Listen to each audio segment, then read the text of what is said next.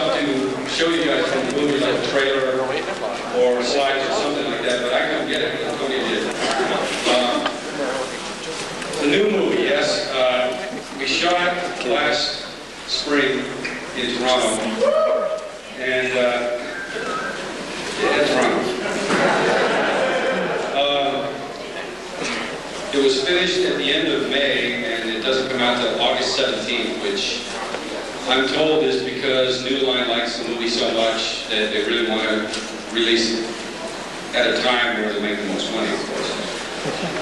The movie happens to be the best one I've done, for sure. I think it's the best one that has been done, even though everyone has the hesitation that it's in space, which I also did too. When I first heard the idea, I said, Jason in space, I'm not sure if I'm going to like that.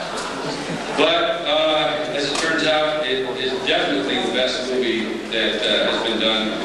Like Tony said, the highest kill count, 28, I think.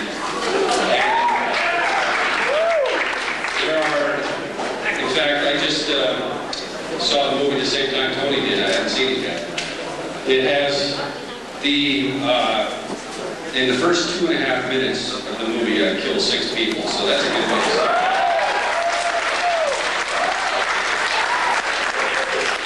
And then, of course, people that have seen me talk about the movies before know that my favorite kill of all time was the sleeping bag kill.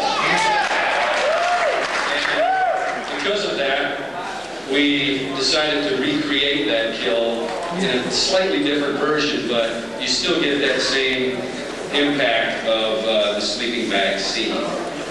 Jason looks a little different by that point, but you still have that power of killing somebody in a sleeping bag. And in fact, it's more than one person, so it's kind of interesting. The first major kill, the first 6 kills are over pretty quickly, and then the next major kill is probably my favorite one in the movie, where it happens to involve cryogenic solution, which I don't even know really exists in a liquid form, but I freeze a girl's head and then do something very nasty to the head afterwards, smashing it against the counter so it explodes. Kind of sets the tone for the movie. We had 3 times as much money to spend on this movie, which I think comes across on the screen too. Production values and stuff. That happens to be Jim Isaac, the director of the movie, who, for me, it was great to work with Jim because he is a fan of the character, and that makes it that much better for me because he tries to make the character look really good in different shots. Not just the movie looking good, but trying to make the character look good.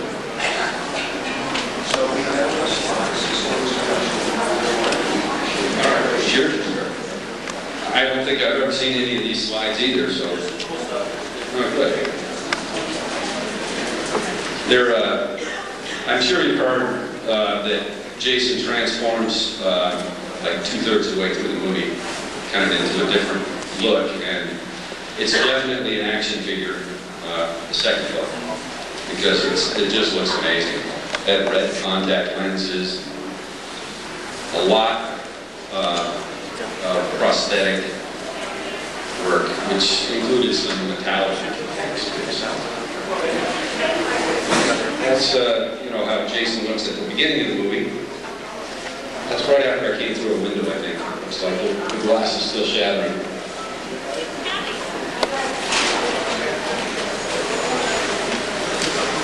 Never seen. A little more glass.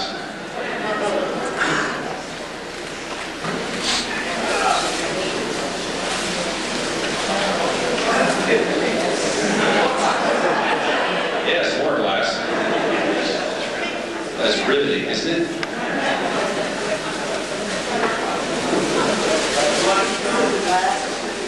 Just flip the glass. I don't think so. Oh yeah, that's the most glass of all. Nice choice of order to put these in too.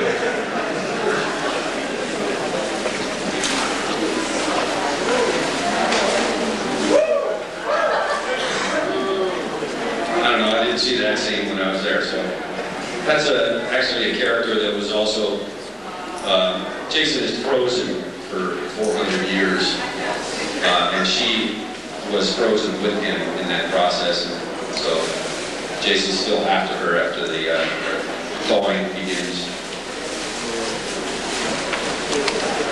That's a character called Cam, who was really supposed to be really nimble and athletic, so they had on flying harnesses and stuff doing flips. Oh, I didn't think they'd release that, but that's the second version of Jason.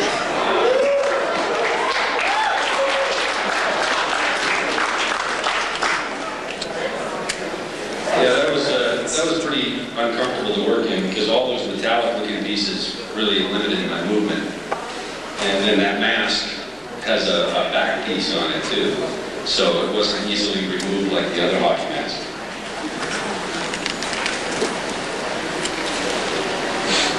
It's a headless body. With the visual effects supervisor standing behind it.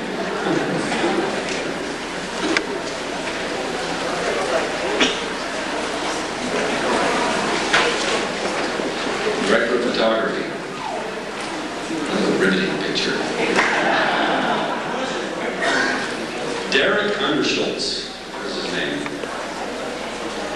He was actually very good, really good. I was, along with Jim, he helped me look really interesting in the characters.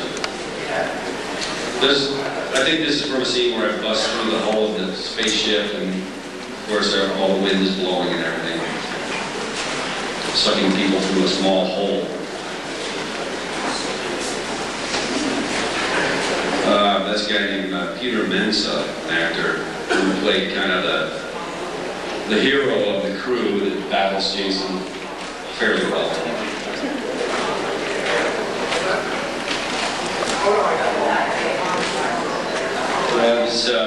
That's after, at the beginning of the movie, Jason's all like chained up in a straitjacket, chains to the ceiling and everything. And so those things on the shoulder are broken. Clips where he was chained up and broke out.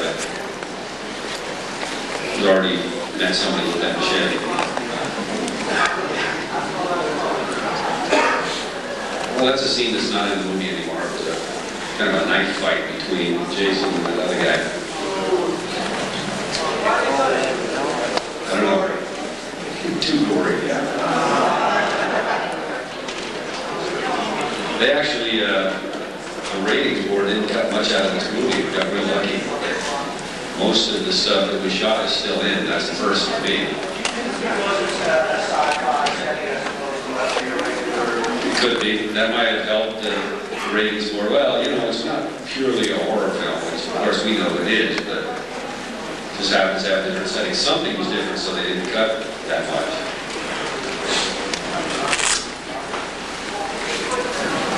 That knife fight again.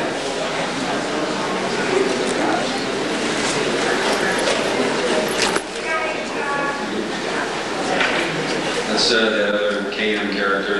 Between that, the guy, Peter Mensa, who played Brodsky, and that character, they give the most trouble.